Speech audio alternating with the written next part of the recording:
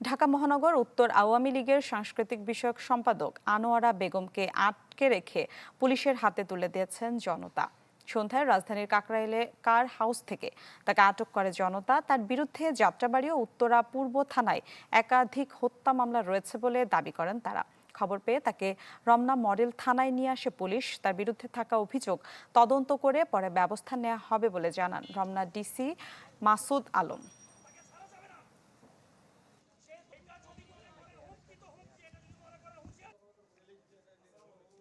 আসলে যাচাই বাছাই করতেছি যে তার বিরুদ্ধে যে অ্যালিগেশনসগুলো আছে সেগুলো কতটুকু সত্যতা আছে, কত কি আছে। আমাদের এখানে আমরা দেখলাম আমাদের এখানে মামলা নাই, মানে রমনা থানায় তার নামে মামলা নাই।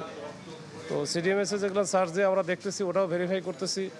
তারপরে সে আসলে আদৌ হচ্ছে কার ওইটা ওই রকম কোনো বৈষম্য বিরোধী আন্দোলনের সময় তার কীরকম ভূমিকা ছিল ওইগুলো আমরা দেখতেছি। দেখে যাচাই বাছাই করে এটা সিদ্ধান্ত নিয়ে তারপরে আমরা ব্যবস্থা নেব।